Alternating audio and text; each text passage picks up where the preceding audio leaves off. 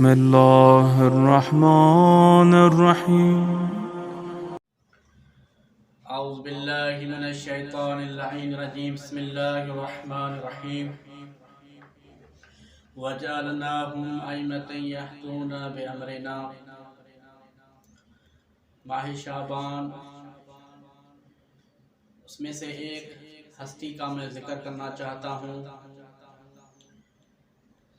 حضرت فضل العباس۔ یہ وہ عظیم ہستی جسے باب حسین کہا گیا۔ جب میرے مولا نے سیدہ فاطمہ الزہرا سلام اللہ علیہا کی شہادت کے بعد عقیل کو رشتے کے لیے بھیجا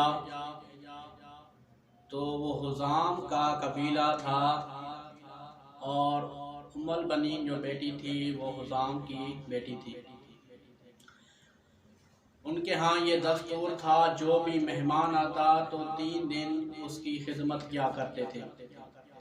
تیسرے دن کے بعد وہ پوچھتے تھے کہ آپ کس حوالے سے ہماری طرف آئے ہیں، تو 3 دن اس کی عقیل کی خدمت کی گئی، مولا کے بھائی کی خدمت کی گئی۔ اس کے بعد حزام نے پوچھا کہ آپ کس وجہ سے، کس کام کے لیے ہمارے پاس تشریف فرما ہیں، تو عقیل نے وہ سارا کچھ جو مولا نے کہا تھا، فرمایا تھا، وہ بتایا حزام کو۔ تو حزام نے کہا کہ یہ خوش آئند بات ہے میرے لیے، یہ سعادت، یہ مقام مجھے حاصل ہے کہ میری بیٹی کی شادی علی ابن ابی طالب کے ساتھ ہو۔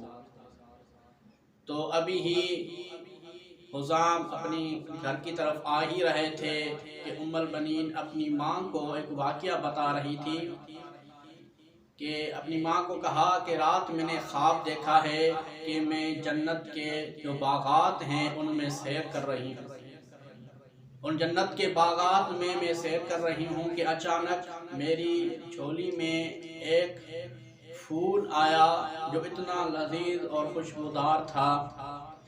تو یہ ساری باتیں حزام دروازے کے قریب آ کر سن رہے تھے۔ تو جیسے ہی ام البنین کا قصہ ختم ہوا تو حزام نے کہا کہ آپ کو مبارک ہو، یہ جو آپ نے خواب دیکھا ہے اور جو آپ کی جھولی میں پھول گرا ہے، سمجھ لو کہ آپ کے ہاں ایک ایسا شجاع بیٹا پیدا ہوگا۔ تو جیسے ہی ام البنین کی شادی ہو جاتی ہے مولا کے ساتھ، تو جیسے ہی مولا غازی عباس کی آمد ہوتی ہے تو میرے مولا غازی عباس کو اپنے ہاتھوں پہ اٹھاتے ہیں۔ تو 3 گھنٹے گزر جاتے ہیں لیکن فضل العباس اپنی آنکھیں نہیں کھولتے۔ جس طرح رسول خدا نے علی کو کعبے سے اٹھایا تھا تو علی نے 3 دن اپنی آنکھیں نہیں کھولی تھی۔ جیسے ہی رسول خدا نے اٹھایا تو نور نے نور کی زیارت کی تھی۔ اسی طرح 3 گھنٹے فضل العباس جو ہیں مولا کے ہاتھوں پہ تھے، تو مولا نے وہاں پر جملہ کہا انت عباس۔ جیسے ہی عباس نے آنکھیں کھولی تو مولا نے کہا انت عباس۔ عباس کی معنی ایک یہ کی جاتی ہے کہ شیر، حالانکہ مولا اسد اللہ ہے، یعنی اللہ کا شیر، اور یہ اس کو کہا شیر۔ دیکھیں اسد اللہ اللہ کا شیر ہے۔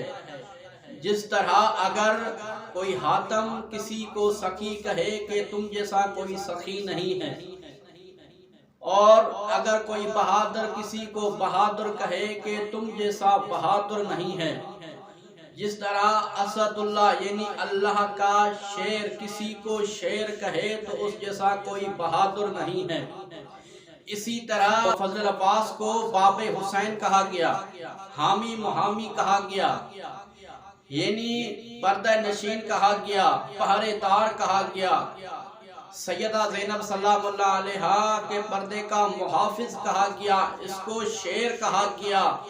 اس لیے یہ عظمت حاصل ہے عباس کو کہ روح ازاں ہے باپ تو بیٹا نماز دین، مسجد علی کی ہے تو مصلی حسین کا، جاگیر کبریا تقسیم ہوئی اس طرح، کعبہ علی کا ہے تو عرش معلیٰ حسین کا۔